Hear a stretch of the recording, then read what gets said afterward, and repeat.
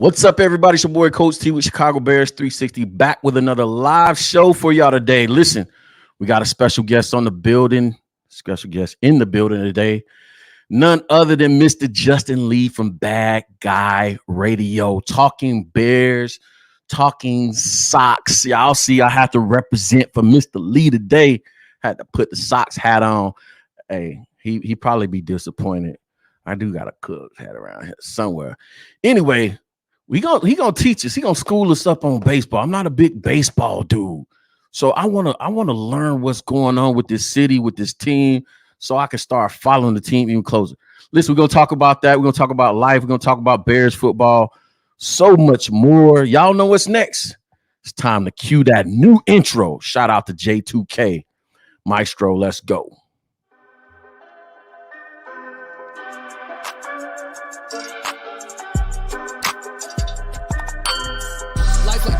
Pieces, you know I roll in silence. On the road to them Benjis, I fill my teeth with diamonds. The Lord done put me through some tests so I can learn my lesson. They take advantage when you cool, I can't control aggression. We go back and forth talking, so who we really blaming? Tell me to change, I'm not myself, and then you start complaining. Can't understand your situation if you had a main. But you cost me for some shots, we barely knew it. Hey, who got the best? Who got the best creative director in the building, man? Hey, y'all snap. Shout out to J2K. Yes, man. Justin Lee is in the building. What up, my man? What's going on, G? Good to have me, OG. I'm fucking excited to be here. Hey, bro. One of my favorite people on Bears X of Twitter. One of my favorite follows, man. And that's no cap. Always keep me laughing. Just on the humor, man. Like, I appreciate you more than you know. The feeling is mutual, man. I'm a huge fan just of the personality, the vibe, anyway, that you just man. It's so much BS that going out there, and you know how to spin it, man. So what's been up, man? Nothing really. Trying to survive through this White Sox season. It's getting a little bit better. Still trying to recover. Did a little drinking at the CHGO draft party. Rightfully so. A lot to celebrate that night. But Coach T, just happy to have be on this show today. Like I said, I'm really excited. I always love getting your notifications because I know for a fact whether I have 15 or 20, 30 minutes to tune in, I'm going to learn about the game of football. Now, it's one thing to be a fan, Right? But you are an excellent teacher of the game. I appreciate that, man. We're gonna get back to it too. I was just telling Julie, it's the maestro producer in the background. I said, man, it's time for us to get back to these X's and O's, man. So coming up here pretty soon, as soon as we do our run on guests, I'm getting back to breaking down film and getting ahead of the conversations. So we're gonna start taking a look at a lot of Shane Waldron stuff, a lot of Caleb Williams film, and doing all that other stuff, man. But definitely that's the niche of the show, man. We try to be good teachers, explainers of the football game. Forget all the conjecture debate. That's not our niche. We'll get into it sometime. But listen, man, I saw that, man. You shared the stage with my guy Greg Braggs for draft. I got trolled because they thought I was a fucking baby the way he picked me up. Greg has been in the gym. Okay, it's not because I'm lightweight. Greg, I ain't gonna lie. I thought he was gonna pick you up like the Lion King, like. You know, introduce you to the nation, but that's a dope experience like that. Y'all got the experience. Surreal. What turned out to be Caleb Williams' coronation to Bears Nation. How you feeling about, you know what I'm saying, the light-skinned legend in the building? I'm not gonna lie, Coach T. You know I didn't want to get to this point. I did not. Yeah, I would rather the Bears be 10-9 and in the hunt for the rest of my life as long as Justin Fields is the quarterback. Wow. But around, I want to say, the Arizona Cardinals game in the second half, when we actually ran out of offensive plays, I was like, whoa, that should not happen. You're up 18 points in total control of the game. Why are you having trouble moving the ball on your side of the 50 against a defense that you just trampled? So, and once I seen that, I was like, oh my God, it's because there's some deficiencies with my boy. So from that Arizona game, we closed the door into the season. I did a little bit of deep dive into some extra quarterback analytics like success rate and all of that, like on target passing. Justin Fields, even though he was moderately productive for the amount of attempts and what he did in the games that he played, he was still bottom in the league as far as like advanced analytics. And most of the guys that was ahead of him, they just got rid of the ball. So Yeah. that and it's like I know for a fact these guys aren't more accurate. I know for a Hmm. fact that these guys don't have the arm talent. The ball is out of their hands. And I just want to touch on this too. Like everybody's up in arms about DJ Moore's video this afternoon. You seen it about the Yeah, yeah, anticipation? yeah, yeah. I We I hang know, on every little thing, bro. bro, and it's not like DJ Moore didn't say anything that we didn't already know. Of Right. course, Justin Fields had trouble throwing with anticipation. He's a predator that stalks his prey, so he has to Hmm. see it a little bit longer. We Whereas gonna get into Caleb, that, by the way. yep, Caleb, That. Caleb, Caleb can just see it and get rid of it, and that right there, Coach T, is when my fucking script flipped. Hmm. When I realized that most of the quarterbacks that's top five in quarterback success rate, they are going to make the playoffs. And Caleb Williams is a recipe for a top five quarterback in success rate. So I didn't want to draft him, but I am very, very fucking happy that we did. Yeah, I think you know what I'm saying, once the trade happened, you know what I'm saying, of course, naturally it took a couple weeks. And again, my thing was never I don't like Caleb Williams. It's still not I don't like Caleb Williams. It was all about this is what I found funny, and people are probably tired of me saying this on the show. But with every guest, I almost got to refresh the statement. Um, I never disliked Caleb Williams as a quarterback.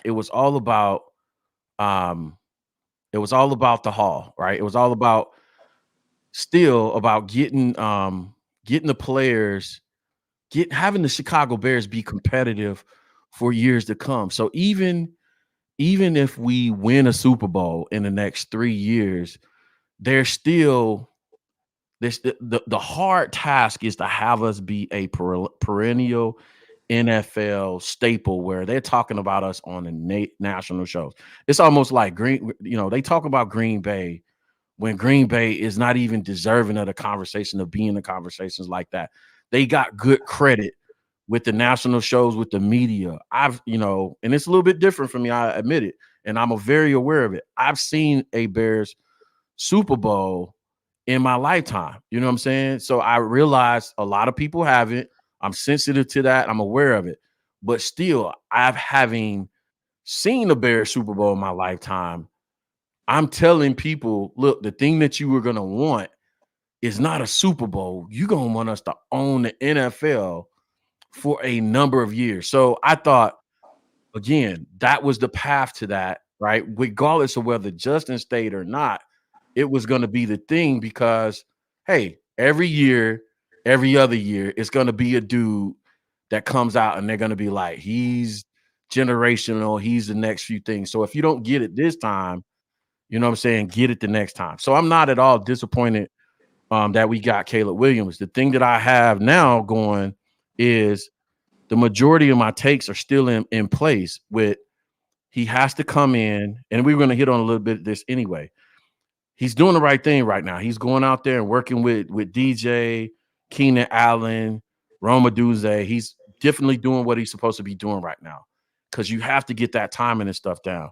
But the thing that Absolutely. they're not going to be able to establish until they start doing 7-on-7 and stuff like that is learning the playbook and then running all these passing concepts from against different coverages and whatnot. That's building that library. So it's a long path to go, but he's doing the right thing right now because knowing how a receiver breaks in and out of this route and all this other stuff. But the biggest thing for me, for him is, and I'm still not going to be hard on him this year about it, is seeing how he develops from a air raid quarterback to a true adult 202 or 303 offense, right? And I'm not putting that on him even. I'm putting it on Shane. So to me, the takes are still in place. You know what I'm saying? Justin is gone, but the rest of the takes are still in place. So I don't, I can't. What's the word I'm looking for? I can't pander to, what I'm saying.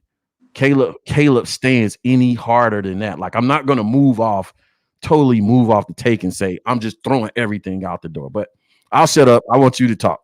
Dog. I mean, like the Caleb cult, which you could say I'm partially a part of that now You got a because foot in. You got a foot in. You I got a have a foot in foot the in it. pool. These fucking losers keep throwing these side jabs at Justin Fields, and it makes me sick because not only is he not on the team anymore, but everything that they wanted to happen happened. You got your quarterback, and the icing on the cake, you got your damn wide receiver. Right. I don't want to see those tweets, even though I low key, Coach T, bent the knee to the Caleb Colt, thinking that it would be a ceasefire, but in fact, they just turned the oven up a little bit more. Yeah, I don't that part. I'm not sensitive to it. I really in the big picture scheme, I don't care, but I don't understand it. Like, why do you have to take away from something to contribute to something? To me, it's a sign of insecurity. I'm finna ruffle some feathers right there. Do It's it. insecurity. I'm looking forward to watching both quarterbacks and seeing what happens with them moving forward in the vacuum without comparing the two. But you don't have to take away from one to give to the other. I feel like Caleb is in a great situation. He's doing everything the right way. I don't know. Like I already seeing that people are going to start getting nitpicky. And this is what people don't know about the show. I've said this once or twice before. I've been getting people inboxing me and like forwarding me videos of there are really people out here that don't like this kid. You know what I'm saying? There's a NFL GM out there that compared him to Prince and cleats and all this other. I'm not talking about that stuff. That's not what we want to do on this program. That's not, you know what I'm saying? If he does something on the field, then we'll talk about it. But this is what I want you to do, because this is something that Justin is great at, right? And I'm glad it's part of your personality, and it's one of the things I love about your personality. I don't know, it's something how you grew up or whatever, but what's with the animal thing? So, I always had an affinity for animals, Right. specifically horses, big cats. But so my mom used to do home care work for my grandmother, Willa May. I'm talking Mm-hmm. about. I was probably this. We talking about 96, 97. And while she was tending to her, I used to just sit in front of the TV all day. Discovery Channel, Animal Planet, Big Cat Diary, Crocodile Hunter. All of that for at least 6 hours, and that has trickled into my sports fandom because there's a lot of traits and tendencies athletes have that coincides with animals. I'm gonna give you a perfect example. Everybody wants to look at Caleb Williams as a tiger or a leopard or a lion. Hold on a I second, don't. Justin. Before you do this, Yeah. this is what's funny. This was a lead-in question. I was gonna ask him to do what he's about to do anyway. So go ahead, man. I'm Yeah. excited about this. Everybody looks at Caleb Williams like some ferocious terrestrial predator. When right now, as we speak, Caleb Williams is a leopard seal and the second best hunting mammal in the ocean in the world, next to the Cook. orca whale. I love this. Now, when you look at the leopard seal, I don't know if anybody's familiar. It's a very inquisitive, very curious, playful creature, but it's very dangerous because a lot of penguins lose their life playing around with leopard seals. A lot of baby whales lose their life playing around with leopard seals. Like, you have to be intelligent enough to hunt prey in the water that's faster than you, bigger than you, have parents that will defend them. Like, Hmm. do you know what it's like snatching a beluga whale calf right underneath its mother's nose? Like, that's that's upper level predation right there. And what Caleb Williams is going to do, because now I want to talk about Shane Waldron.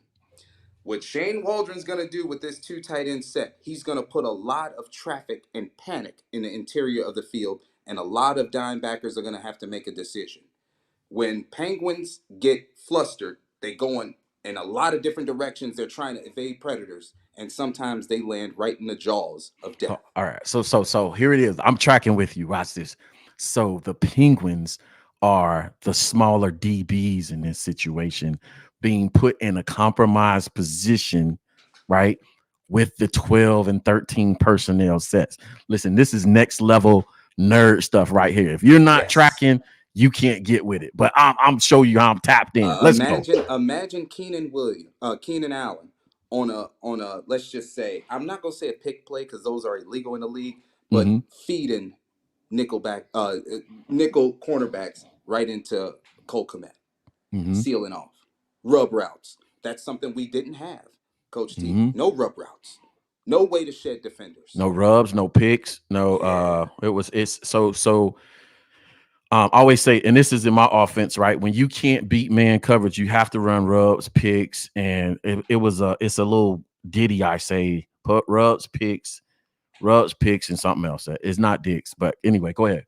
yeah, and with the Bears offense, everybody was so isolated on an island, one-on-one situations. You didn't really have anybody on your side of the field in route combinations to get you open, especially when we got a quarterback that's a little bit slow on the draw. Mm-hmm. So, I mean, at a certain point, when Caleb Williams, let's just say, we didn't, Coach T, me and you, we were very critical about Caleb Williams under center, right? My dad's a fan, by the way. Oh, thank you, Papa T. Yeah, I think in a certain situation, Caleb Williams will have the opportunity to pick his mismatch, and that's Mm-hmm. something Justin Fields had trouble with is finding the rabbit. Like Yeah. DJ Moore last year could have had probably about 700 more yards. You know what I'm saying? That was it. Like, think about this, Coach T.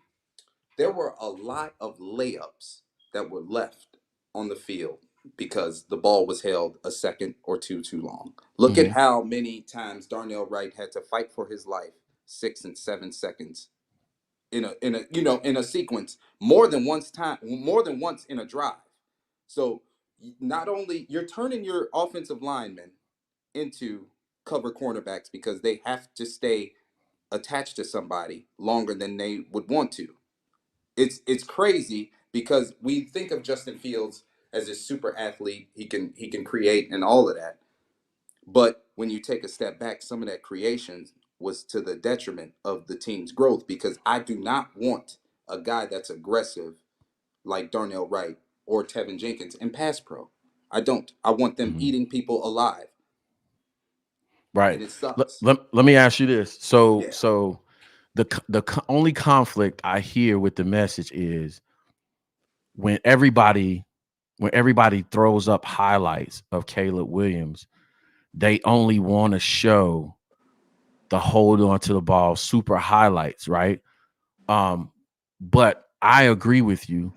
I feel like he's gonna be, and I hate using the expression play in structure and on schedule because that's not the take that, that's not the issue or the take I had related to him. But I feel like being in the system that allows him to be a surgeon is going to do and bode well for him. But again, what's enamored everybody with Caleb Williams are the highlight films that we see. And that's kind of a little bit close to the challenge we've had with Justin Fields. So how does that change? In your opinion, how does that change? Because I like hearing people don't get this, man. Even though I know ball, I know schematics, I like hearing what other people see because it's a different perspective, and then perhaps maybe I then see a different angle, or I'm able to explain it a little bit better when I do start breaking it down and teaching it. My so last year it was pretty turbulent for Caleb individually, Mm-hmm. emotionally, physically, whatever. My favorite game was his, I think it was 2 or 3 overtime against Arizona because Lincoln Riley couldn't help him. Brendan Mm-hmm. Rice couldn't help him, and he wasn't moving the ball second and third quarter. He had to adjust his play, Coach T. He literally turned himself into a running back from the fourth quarter through overtime just to move the ball. That was a Mm-hmm. sacrifice and a kind of a gripe that I had with Caleb because I see you're slippery as fuck. You're Mm-hmm. smart. You could throw off any platform. Why aren't you trying to get vertical up the field? But naturally, he scrambles to To throw. throw. He's not scrambling to get vertical up the field. But Yeah. Arizona put him in that position. And Yeah. what's crazy is Arizona did the same thing Notre Dame did, except Arizona isn't as stout up front. So Caleb could break contain against Arizona. He wasn't able to do that with Notre Dame. Yeah. I think you nailed it. The scramble to throw and using the 53 and 1/3 or so, it's 53 and a third yards width of the field, similar to Patrick Mahomes, is probably the difference. The vertical scramble versus the horizontal scramble. So yeah, definitely bringing light to that. Like that, those parts of it, I'm looking forward to. Um, I think the Notre Dame game, what gave them trouble is one, they played an NFL style defense. They played man press coverage. They rotated in what we call spin. They spun the safeties, right? They played with the safeties. They played, some zone blitzes.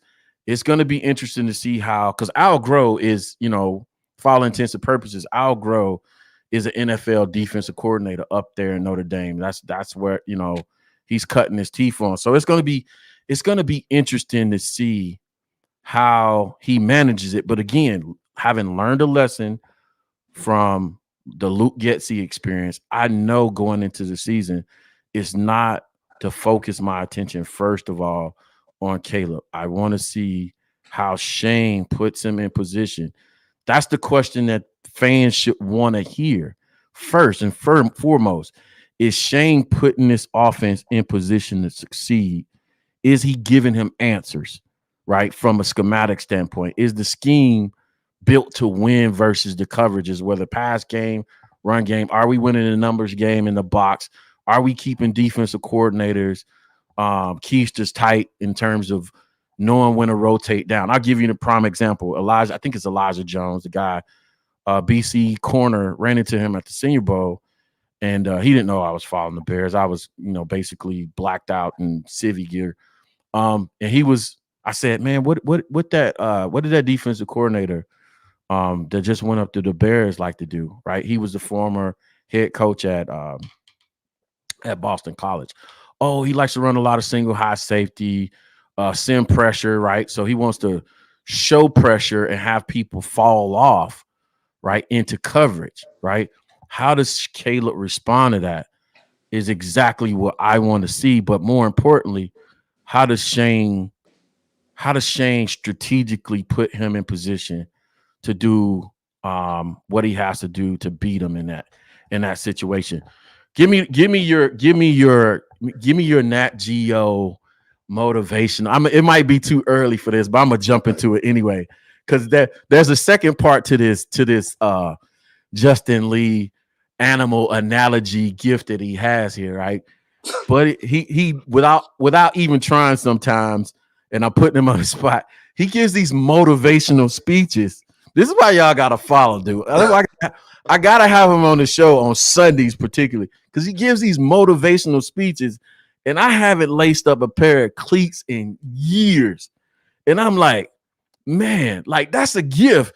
If I was still playing ball and you gave one of them speeches, man, I'll be ready to run through somebody's face. Give me your first Nat Geo motivational speech. We're using the animal terminology to prepare this new look Bears offense to face the Packers. I'm getting you into it. So we just gonna do it like this. First of all, let's just talk about the boogeyman for the Green Bay Packers to the Chicago Bears, Jair Alexander. He's gonna be a victim both games we play, and I'm gonna tell you why, Coach T. Usually, when Lions hunt buffalo, they have to be very, very careful because buffalo actively seek out Lions cubs, trample them to death. You know what I'm saying? Mm-hmm. So, in a situation to where the Packers are playing the Bears, they have to be very careful because the Packers are going to try to gamble and get the Bears to turn the ball over. You will get fucked over. You will get trampled and you will die. What I'm waiting on right now, I want to see who Matt LaFleur trusts who Jair Alexander is going to guard, because there is nobody, and I mean nobody. DJ Moore. I mean, he might get lucky with Roman Dunze, but Keenan Allen, he's going to maul them. Right. We're coming into a Bears offense that got more light skinned and more physical. That does not happen. That does not happen. This man said more light skinned and more physical at the same time. Bro, it It's a doesn't happen, bar. Coach T. This is in 2024? No. Listen, this is crazy. Light skin with dark skin energy. Listen, so let's take a step back, because Jalen Johnson was on 670 to score today, describing. First of all, I thought it was ridiculous. He had to explain the whole Hollywood thing. I understood what he was saying when the clip came out, or maybe I assume the K Adams clip was. I assume they had clipped it up and grabbed the sound bite about the Hollywood piece.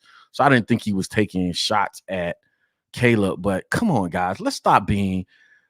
Caleb doesn't have to be handled with kid gloves, by the way. Y'all knock it off, right? He doesn't have to be handled with. This is a grown man that played football on the highest levels. He doesn't, you know what I'm saying? It doesn't have to happen. But I like the part of the conversation that Jalen Johnson is like very aware that we got a job to do when we get out on the practice field. We need to sharpen each other and cue the iron sharpen iron cliches and sayings and whatnot. But they got a job to do when they get to camp in making sure he was modest, in my opinion, because the defense should be ahead of this offense. Day one. It's too much to do. And me being a offensive coordinator, it's too much to do.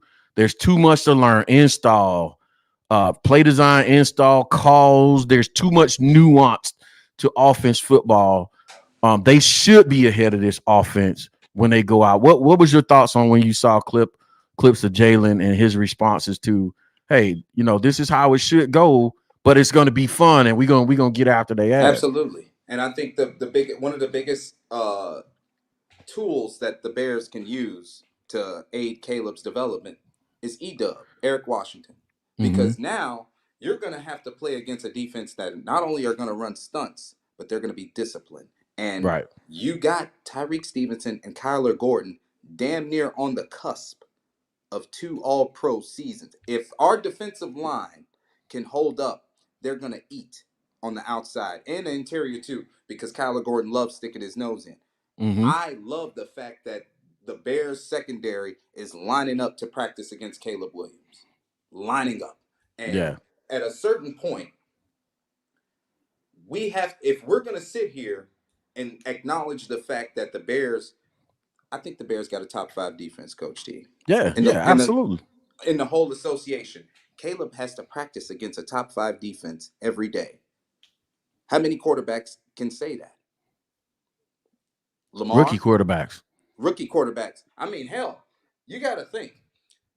Patrick Mahomes going up against Steve Spagnuolo's defense in practice. That's impressive, considering that Spags loves to give 100 different looks all the time.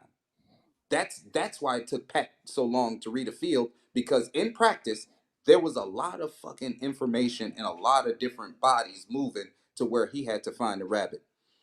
Like, we never talked about what Justin Fields did against the Bears defense in practices. We're going to talk about what Caleb's doing against E-Dub's defense. And you know why? Because that's his first test before he steps on the field. Absolutely. I think it's going to bode well for him to have. I like that competitive fire. Listen, get the shit talking going now. You know what I'm saying? There's already the Pro Bowl thing with Jalen Johnson and Keenan Allen and him getting the best. Listen, y'all get ready. I'm telling y'all right now, y'all get ready. Don't be overly sensitive about it. I'm team defense to start out, and you got to earn it. I'm team defense. Get ready for the camp fights. I'm ready. I want to see who. I'm ready to see who's going to step up and be the bully for Caleb and defend him, right? And late hit not obviously not against our guys, but I want to see who's going to be that dog on the offensive side that's going to be the enforcer, so to speak, right? Who up there? Is it going to be Tevin? Is it going to be one of the tight ends? Is it going to be Keenan, the OG? Who's that going to be? Because that's out of personality for DJ. Don't really know who Rome is right now as far as that type of personality. I love the kid. He seems so mature and stuff like that. I love it, but that's part of the locker room politics that needs to be sorted out. And right now, all the dudes are on the other side of the ball. So I can't wait to see them press their buttons and see, all right, who's going to push back? Test them, like try them. Yeah, go ahead. Because one of my favorite things about Caleb's personality is the fact that his mouth works. Like we can wait for him to show us better than he could tell us, or we can enjoy the fact that he's telling us. Right. I love it. Do you think personality wise is a better fit than Justin? Yep. For the city? Yep. For the fan base? Yep. Yeah. Because I mean, don't get me wrong. There's nothing wrong with Justin's personality. I think he was just in a different generation. If this was the 80s and 90s, he'd be better off. But now, in a situation to where you have to be vocal, you have to be public. I think as far as the most prestigious leadership position in sports, the NFL quarterback, I need somebody to speak up. Yeah. I need somebody to show their fangs and claws when they have to. Yeah, I think I thought about that over the weekend while we were doing 8+ hours of draft coverage and watching the interaction, watching his interaction with the press, with the fan base on social media. And I'm like, there's no wrong way, but if I had to choose a personality type, because Chicago is going to test you. It's going to test you. The city's going to test you. The fan base is going to test you. And everything that comes along with it is going to test you. I think kind of he's not a brash type of dude. Kind of like, almost kind of like, dare I say, your personality. Like I'm going to get at you, but in a slightly comedic, slightly but dead ass serious type of way. Like if I get, you know what I'm saying? Yeah, like with the fingernails. Like he was on IG. Your girlfriend love him. Like, and it just peeled off. Exactly. Like, yeah, like troll, sarcasm. Like, yeah, you got to do that. I think you got to do that in the city. You know what I'm saying? Like Chicago, or the fan base, like Chicago. Also, the other part is for the people that's going super stand for Caleb.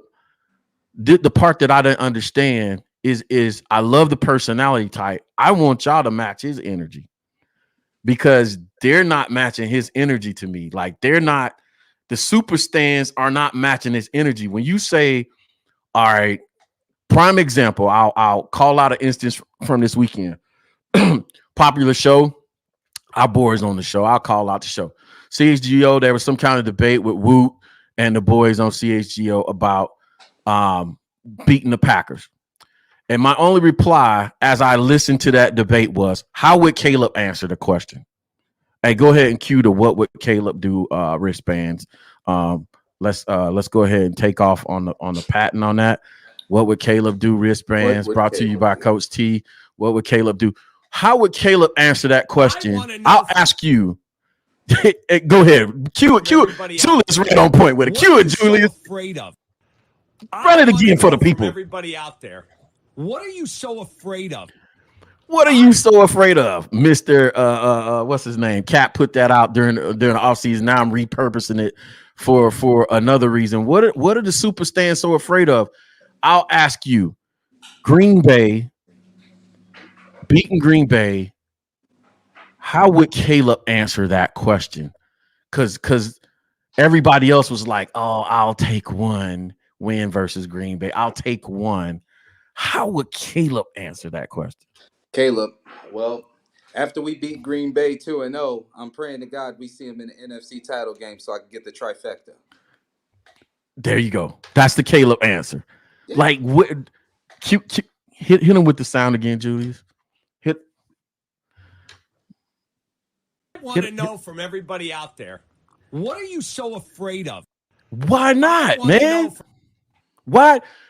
Listen, we haven't gone through all this. It's like it's like 1996 all over again, right? 1996 all over again. My unit flies me from Hawaii to Fort Benning, Georgia, to go to airborne school, right? And the whole time, you think at airborne school they teach you how to jump out of planes. They don't.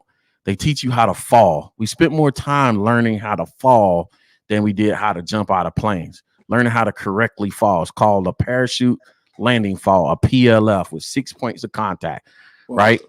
So it's like then to me. This is the analogy to me. You go through 3 weeks of just randomly falling, running in the rain, rain sideways, rain from above, rain coming up from above. You run, and fall. You have to randomly fall no matter where you are. They yell out a signal and you got to practice falling. Do that shit for 3 weeks.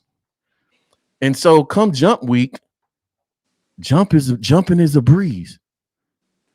Exiting the aircraft is a breeze. You're tired of that shit. Yeah. So this is like the Civil War with Bears fans. We're going through so much. We're going through so much for the whole offseason for y'all to get here, for us to get Caleb in the building and Roma Duze, just so y'all can act like pussies. It's crazy to me. And then look, I be getting cussed out because I have no shame, Coach T. Green Bay is my Super Bowl every fucking year. And that's my Super Bowl every year. If we talked about the leadership qualities right now, if Caleb goes up to the podium and act like Green Bay is another game, I'll be pissed. Matter of fact, Rome already put some smoke on it. Somebody asked him the question. He was like, hey, how's day one of hating Green Bay? Already hate the colors. It's not gold. It's yellow. It's piss yellow. It's not gold. They suck. Yes. Anyway, it's not gold. That's Chicago. That's not the Chicago Bears. It's the Chicago. Beat that and beat everybody else in the division too. Like, stop being soft. That's all I'm gonna say. Coach Justin got me fired up, man. I'm finna put it out there right now. If the Bears don't win at least 10 games, this year is an absolute failure. Y'all heard the man. I don't care if Caleb Williams is a rookie. What Ryan Poles has built right now is the fastest track of rookie success in Bears history, for sure. We have a defensive line coach to make sure that Flus can have his rotations in order down the stretch. We have a new offensive coordinator to physically impose his will without using quarterback power 3 to 10 times a game. Coach T, I know you glad that's out the door. What more? Like, he has 3 weapons. He has 2 tight ends he could force feed. Oh, by the way, he has a left guard and a right tackle that could actually move people. Yeah, I love the multiplicity of what we should get out of this offense. Honestly, there should be less conversation about the 12, 13 personnel stuff. I think that is a staple of what Shane did at Seattle, but the evolution, this is a growth opportunity for Shane too. Like you gotta, it's an opportunity to erase I know how to peg you as a coordinator off the board, right? The whole Jackson Smith enigma type thing where he was mad, obviously, because of Shane not liking to use the third wide receiver as much. Here's an opportunity. You're gonna have to do it, right? If you don't do it, there's gonna be concerns, there's gonna be questions coming out of Chicago. Let me shift gears real fast because the Bears fans, Twitter, X, whatever we're calling it today, they love to debate anything and everything possible. This week has been the Bear Claw. What are we doing? What I don't know. What like is that really something we need to be debating about? Caleb using who used the Bear Claw first? Like, are you Bear Man been doing this shit for 100 years, bro. 100 years of Bear Claw. All of a sudden, we draft the next coming, and it's his. What? Hey, Caleb Williams for the next 30 years. Caleb Williams is going to be the soldier boy of Chicago Bears football. We might as well get rid of it. He's gonna be the first one to do everything.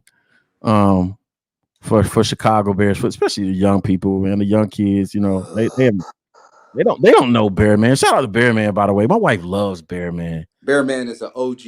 She's An like, OG. my man, Bear Man at the draft this week. Yeah, Bear Man's matter of fact, Bear Man always sits. Where is it? The section we sit in. He's always to our left in the corner right there near the tunnel. Next to where our seats are at the stadium. Hey, by the way, we hit on this a little bit. DJ's out there with Caleb in California, getting that timing route. What do you think it needs to happen for those guys to get on? And then also, so I'll back that up with a second question. Does DJ take numbers? Does his numbers take a regression because of the talent level on this offense, or should he come around the same around the same over the yardage mark? I don't, because DJ Moore has very strong hands. So any opportunity that Caleb gives him as a ball distributor, he's gonna make the most of it. I don't think there'll be a steep decline in production. Now, to your point about Shane Waldron, we're gonna see a lot more 2 tight end sets instead of the third one, even though there's some aspects that's gonna be different. That's circumstantial. I think that the Bears can have 2,000-yard receivers. Hmm. And if that happens, Coach T, just imagine what the tight ends are doing. Because 1,000 yards for Keenan Allen and DJ Moore, that's subpar compared to what they're doing in their careers. Right. But it's not like they're taking a decline because they're not getting the ball. It's just there's a lot of Distribution. different avenues. So if, let's just say, how many yards DJ Moore had last year? 1,200, 1,300? Yeah, it was like 1,200 or so. Yeah, so let's just say he hovers around 1090 to 11. Just imagine how many opportunities that opened up, because we haven't even talked about DeAndre Swift as a passing option. Yeah. Can you imagine those China routes, those wheel routes? Like, all of that is going to be open because of what Shane Waldron likes to do. So to answer your question, if DJ, I think DJ Moore does take a slight statistical decline yardage wise. The catches are going to be there. The yards per catch going to be there.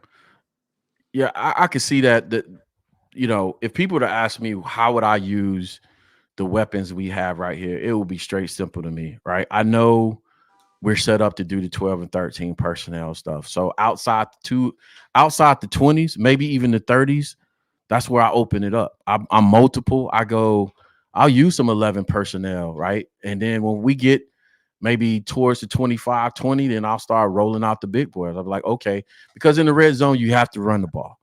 You know what I'm saying? You have to run the ball in the red zone to keep this. It's less real estate to work with.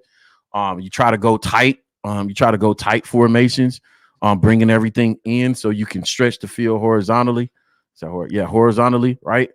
And you go multiple tight end sets, right, that way. But if I were to try to do it in a very simple way, outside the 20s, a lot of 11 personnel.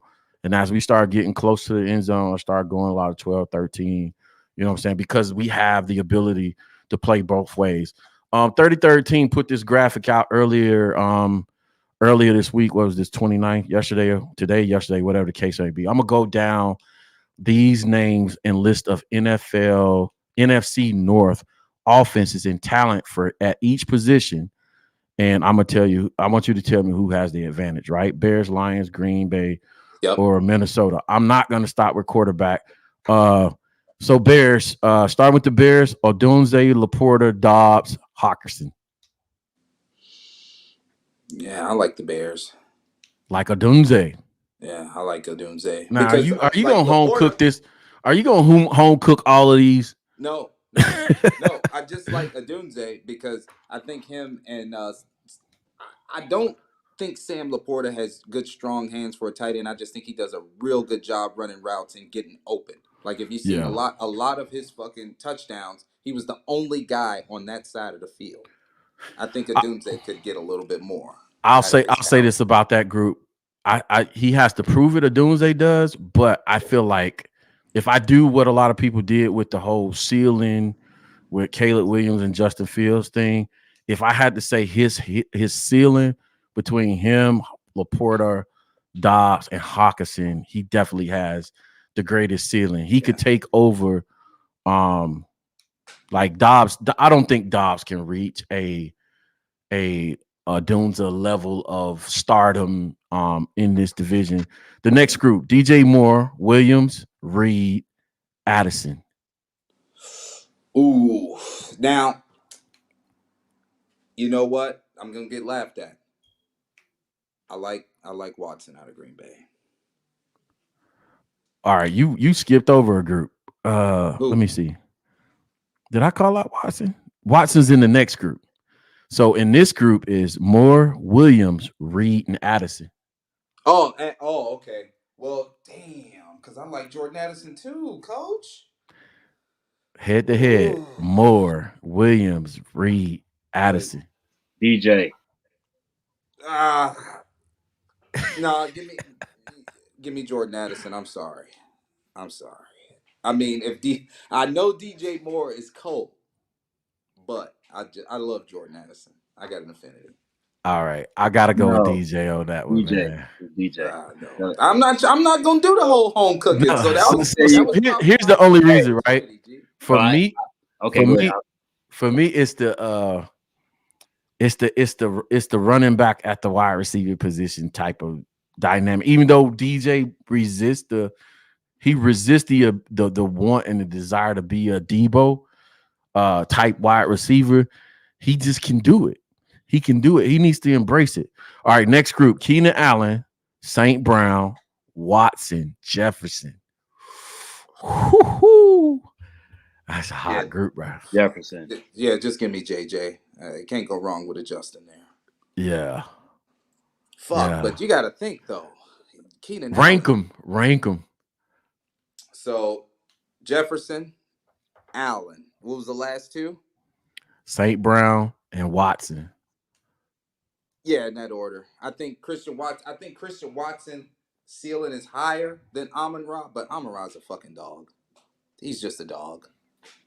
I don't understand why they don't have Dobbs over Watson, because Watson can't stay healthy, and and Dobbs is a better route runner than Watson too.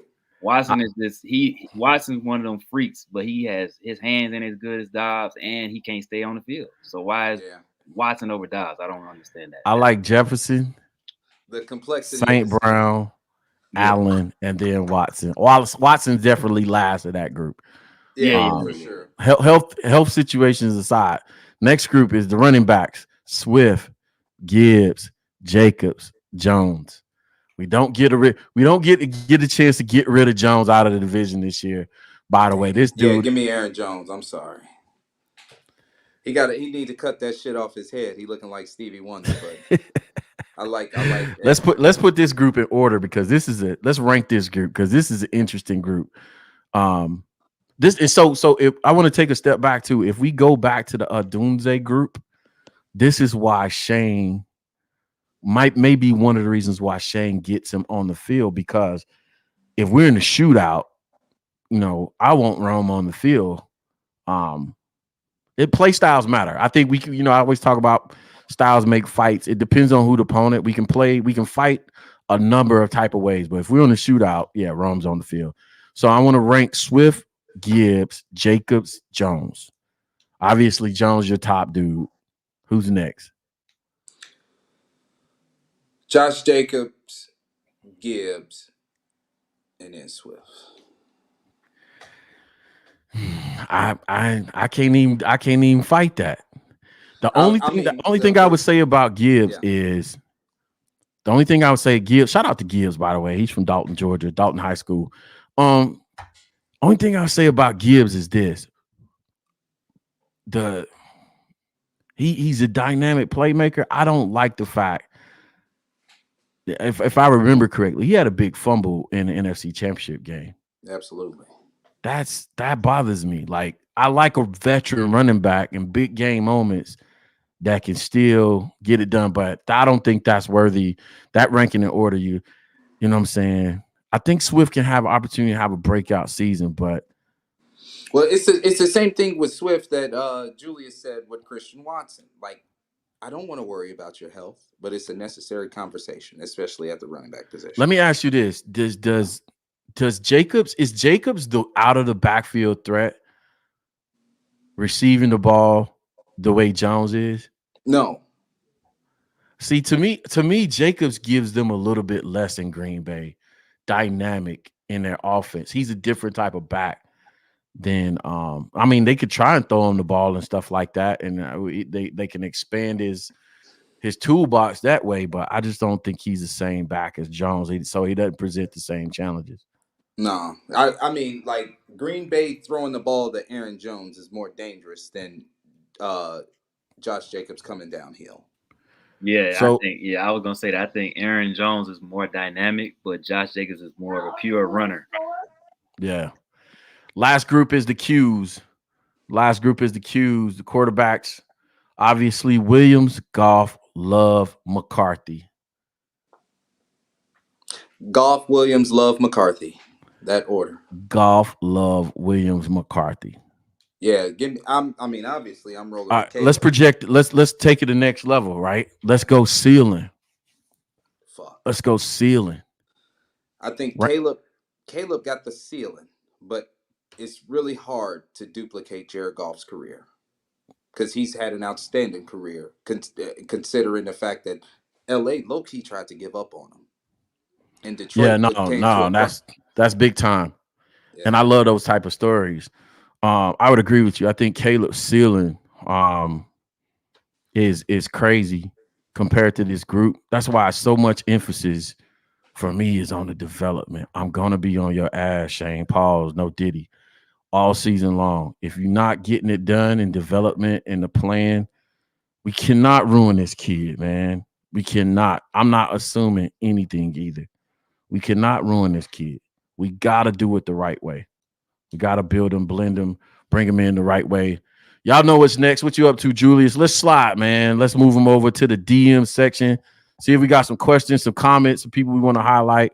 We want to cook, whatever we got going on. Let's go. Like some crazy DMs or what? Very. Surprises or no? It's talking like blue check marks? Yeah, like. People who be sliding and I'm like, wow, y'all fuck with me like that.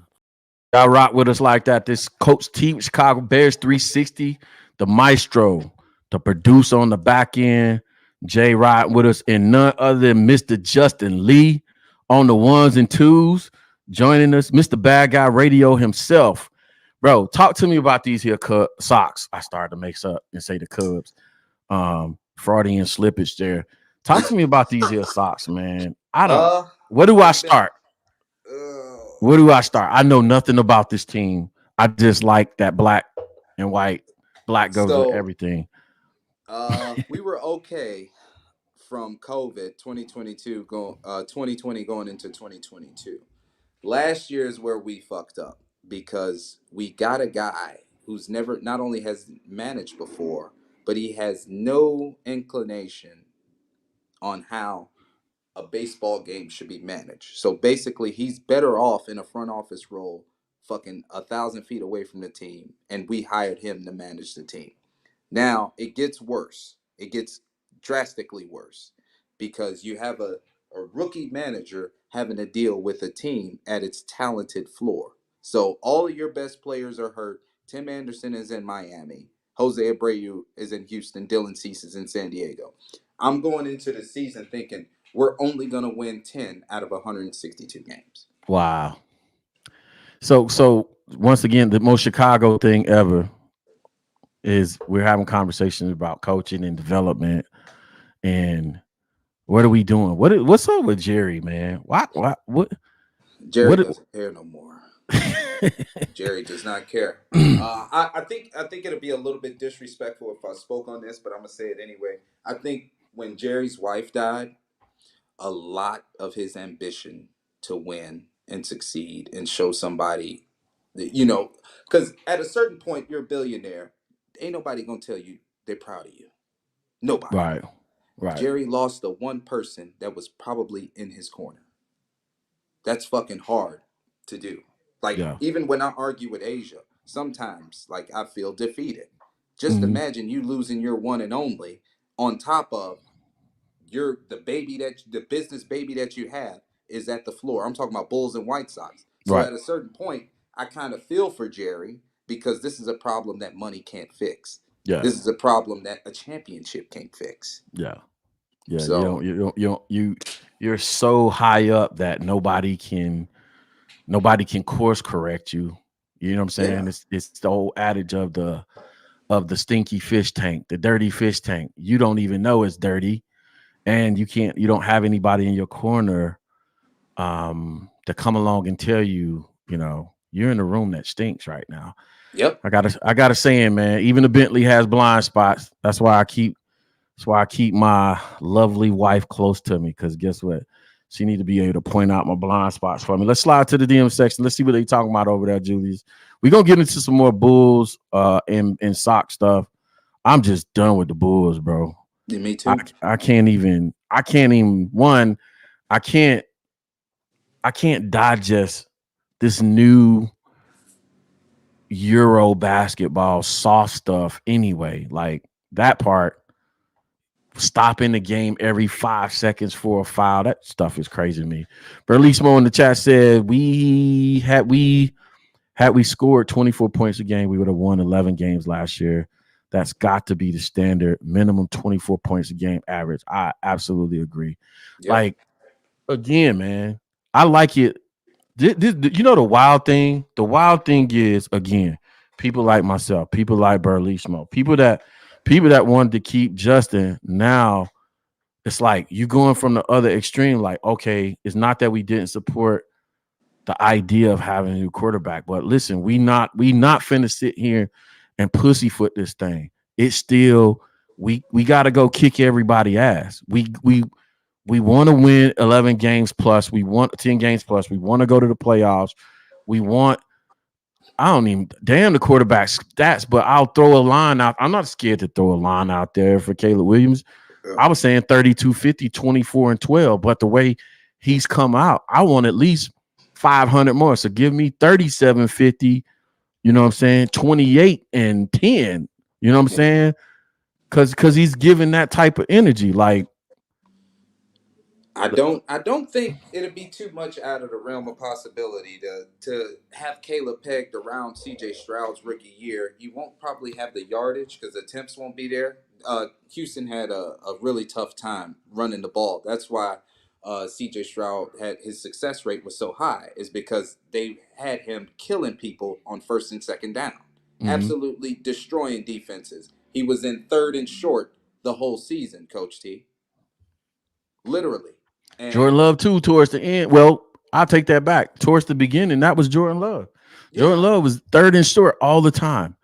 Matt slowly progressed this kid along, allowed him to do more things as the season went along. Smartly, that's quintessentially what we mean by development. Development is having a plan of maturation throughout the season where you allow them to smoothly assimilate.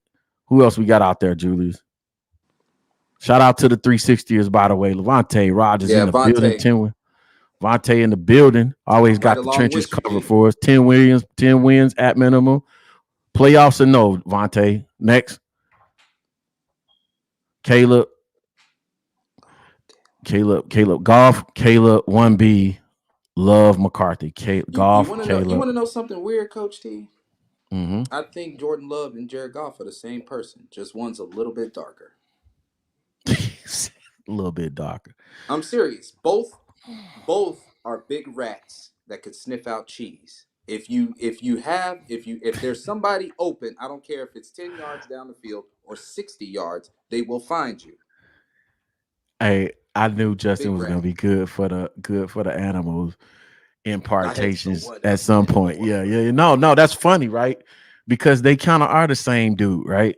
Arturo says Chicago needs that dude at quarterback that says, run the jewels. Where's my mouse in the way? By the way, until I need your girl. Yeah, absolutely. I need my nails done. Yeah, tell your girls I need my yeah, absolutely. Yeah. Tell your girl to call me tonight. You know what I'm saying? Like giving it back to linebackers on the field, like or people that's talking trash to them. Like, I'm gonna tell you right now, the NFL coverage of the microphone stuff that gets played back on NFL films is going to be crazy. I can't wait to hear that part. But somebody said something. I wanted to comment on this because I think Dan Orlovsky might have told one before the show today or yesterday. He said the 2 rookie of the year candidates, offensive rookie of the year candidates, were potentially Caleb Williams and JJ McCarthy. What? Now I'll say this, not because of JJ, but the coach in Minnesota, can't think of his name right. Is it Kevin O'Connell? Yeah, O'Connell. There you go. The coach in Minnesota is the X factor, but I don't know, man. Rookie of the year for JJ? Mm-mm. And not in that division, because you got to think Minnesota's offensive line is trash, and you're going up against 3 fronts that will push you over. That's a death sentence for a rookie quarterback, especially who is he handing the ball off to? Right. And don't forget they got Sam Darnold. Like That's the other thing. I was just gonna say that. Does he get on the field? Yeah, I don't think he gets on the field. Imagine if McCarthy got to wait till week 8 to play. That fucking rookie of the year takes a hit. Yeah, that's why I said that's kind of crazy to me. What we got next? Give me about 4 more, and then we're gonna let Mr. Justin Lee do us the honors of giving out the Drunk Uncle Award for the day. The first post-draft Drunk Uncle Award.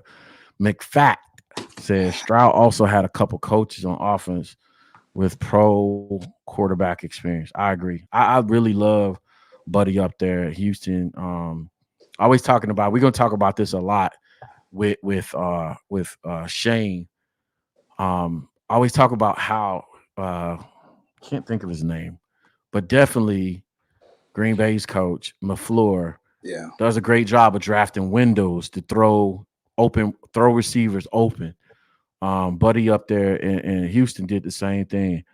I want to see on film where that happens with Shane Waldron, where he creates these nice concerted collaborative windows that Kayla can just throw the ball into, and receivers come open in the window.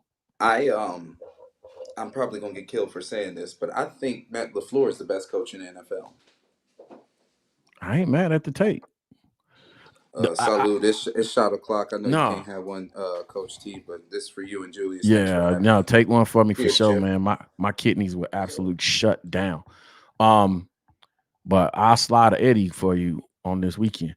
So no, that's not a bad take. The only person that I probably admire a little bit in the same vein is, even though he can't get it done in the big game, is Kyle Shanahan. Oh my God, he's my dude, man. I've been a Shanahan guy forever. So I'm gonna tell you, right? The way I play Madden is the way Kyle Shanahan coach, right? I'm just gonna keep this bitch on normal, and I'm gonna stay ahead of the chain. When I'm going against people that are better at video games than me, I get fucking destroyed. I'm talking about guys that don't even know what football is, but they know how to work the trigger finger and the joysticks better than me. The only thing I would say I would put Matt LaFleur over is because I haven't seen Green Bay, like, let's just say, sloppy. They have a clumsy quarterback, but they never was sloppy. Yeah. Look at how many false starts do you see from Green Bay, and the whole offense is kids. Well, I mean, if you keep it a bean, we don't like to talk about it as Bears fans, but if you keep it a bean. I mean, the staple of what you want and how to run. It's like this, right? Bears fans can tease the Green Bay draft all they want and what they drafted, but they've created an infrastructure up there that whoever that dude was they drafted the other day, or a group of dudes they drafted the other day, they're not asking them to come in and be world beaters. They're asking them to come in and do a specific job because they built a system that they draft players into. And I think that's the difference between, and has always been the difference between us and them. We are always turning over our infrastructure every few years, right? And getting new people. That's where there's no continuity, because there's no DNA in the locker room. except for the last regime that now you got to trim the fat off the roster and start the process over. The Bears have been in the same cycle for almost 20 years, Coach T. I've watched it in 4K. And you've seen a lot more than I have. And I'm slowly starting to realize that this was a problem way before Mitch and Justin. Yeah, it's a whole infrastructure thing. Like I said, man, if you want success, you have to build the system, build the infrastructure, and draft into it. And I think still, even with all this talent, you know what I'm saying? When you can get no name guys to come up and just start producing, you're like, where did he come from? He came from the system being the star. But at least was like a great point right here. DJ was top 5 receiver versus man. You see cover 1 throw at Keenan versus top 5 versus zone, which I think is going to be very good for Caleb this season. Having a zone beater in Keenan and just being able to look off and then come back and being lauded as, oh, he reads defenses so greatly. No, he's looking off and just coming back to Keenan because he knows he's going to be open. They drop 7 or more, let him find space, and let Komet and Sing hit the scenes with DJ. Yeah, I agree. We're going to break all that down. Low key, I want to touch on that too with Barrelissimo because we hit on it earlier about Caleb scrambling to throw instead of scrambling to get upfield, right? I'm going to bring it back to animals. When you watch a cheetah run 60, 70 miles per hour, there's a lot of moving parts. The only still part of a cheetah's head, that's it. It's just the head. When Caleb is scrambling, throwing a ball, his head is still locked on a target. That is something that you cannot teach in quarterbacks because not only do you have a helmet, but you're running from somebody who's trying to kill you. It's hard to think about delivering a football on a dead sprint. That is like Justin Fields was a better athlete than Caleb Williams. He had trouble delivering a ball on a dead sprint. He still had to load up. There you go. When you get in a scramble drill, that puts a lot of pressure on your wide receivers to either get open or block. They have to make a decision. I think the Bears wide receivers in a scramble drill will be a little bit more at ease knowing I just got to find the space instead of putting a body on somebody. That's what's up. Shout out to Burlesmo. We finna slide and we're going to set this up for Justin. We got to let him do the honors, and that's to hand out the Drunk Uncle Award to anybody in Bears land, Bears Nation. It could be the Ops. It don't matter. Oh yeah, no, I got one right. I got one right now. You got somebody in mind. Did we hang on a second? I'm gonna have to set this up. Man, I realized Jay dropped off. I don't know where he went. Maybe he's staying up. But let's do it. Let's slide to the Drunk Uncle segment. Let's go.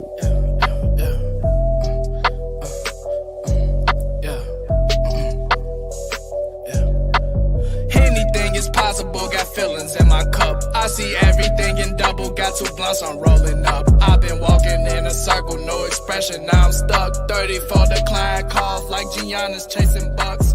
Anything is possible, got feelings. Just the occasional freeze up, the right on time freeze up always happens. This is a great time for y'all to go ahead and donate to the super chat because it's time for a new laptop, I think. And I can't even it ain't the internet. They like to pick on my internet. It's not the internet. Trust me, I got all kinds of stuff going on in here. I think this MacBook Pro has wet the bed on me. It's time to get another one. But we're back. Mr. Justin Lee. You heard that nice little track. That's the Drunk Uncle track set up. Shout out to G Don't Crash on YouTube. Who's your drunk uncle, buddy? Man, look, I didn't want to fucking do this. I really did. But he absolutely made me do it. So after we hit the draft party, right, after I come out of my drunk coma Friday, I'm on a space with you know who. And he's like, oh, since we drafted Caleb in a doomsday, I might be a delusional Bears fan like y'all. And I'm like, wait a minute, time out. All it took was for us to draft Caleb Williams, and now all of a sudden you on board with the Chicago Bears. Just one change at the quarterback position. Now you talking about you a delusional Bears fan. By all intents and purposes, with all due respect, King Mac, get the fuck out of here. you got to put in another Bears application. You have been spewing Packers and Detroit Lions propaganda for 2.5 fucking years. Now all of a sudden they draft a fucking Targaryen and a wide receiver, and now you're back on board? No. Your application is still pending. My drunk uncle. There you have it. King Mac, the Drunk Uncle Awards recipient for today. I'm going to send him a bottle of Macallan too with his drunk ass. Oh, man. Listen. I don't know. I'm finna play. I got to play around the sounds today. Everything. I showed the compassion. I showed the mercy. I walked away. I was the bigger man. And look what the fuck you got me. That has a hit. Got me. It's got a little. That's a loaded sound. I'll just leave it at that. I just wanted to slide with it. You know what I'm saying? And I got another one in there, by the way. You know what I'm saying? This is one of my favorite ones, especially when you got smoke for Coach T. This is one of my favorite ones. Better ingredients, better pizza, better bitches, better money, my clothes better, my shoes better. I work harder. Fuck Little Caesars. Fuck Domino's. Anyway, y'all know how we get down this Chicago 360 with Coach T. That's Justin Lee. Man, I appreciate you joining the program, man. We had fun, man. Always good. You're welcome to come back anytime, by the way. I definitely want to get you to lock in with us on Sundays, our Sunday program. I know you already run your thing with Bad Guy Radio. Do me a favor, man. Give them a shout out to all your ads and where they can find you and all that good stuff. But definitely open invite to come back on our Sunday program. I don't want to interrupt anything you got going on. So definitely come back and hang out with us for pre-games when the season gets started. Well, I just got another promotion at my day job, so now I automatically get Sundays off. So basically a perfect Sunday for me. Hop on the program in the morning. By the time it's pre-snap or pre-game, I could hop my yellow ass on the Metro and take a 12-minute ride to Soldier Field, and then we could really get the party started. There you go. I got my government name for Coach T on here because he's very important and he's an OG. But you can find me as J Targaryen on X, aka Twitter, at Ala Caraxes. As we mentioned before, I do good work for Bad Guy Radio, and I'm also on the Blackout Show on the Gian Grid with Gonzo and Ozzie Gian Jr. So that's what's up. Tracaris, by the way. Get your ass on the phone, start scrolling, start tweeting and liking, because at the end of the day, you can't cancel what you don't control. And matter of fact, I'm gonna quote Glorilla. At the end of the day, Coach T, the day got it win. There you go, man. Shout out to you, man. I appreciate you, man. Like I said, listen, by the way, y'all tap into us. Y'all tap into us on Thursday's show. We're gonna bring the ladies on, man, on Thursday. Bringing the ladies. We're gonna do a run on the ladies, man, starting this Thursday. Taylor Dahl on the program on Thursday is our guest coming on the program to give us her perspective on this whole offseason and the Bears and the moves we making. We're excited to have Taylor Dahl on the program. Man, I can't leave out the ladies, man. You know what I'm saying? Like, what's going on with that, man? So reach out to me. I reached out to a bunch of people, you know what I'm saying? People busy and whatnot. So, but Taylor Dahl volunteered to come on Thursday, man. So we're excited to have her on, man. So yeah, it's gonna be a great show. That's what's up, man. Do me a favor. I told y'all, here's the deal, man. It's past, it's present, it's future, man. I'm Coach T. That's Justin Lee, man. And we bear down. We'll see y'all next time. Peace.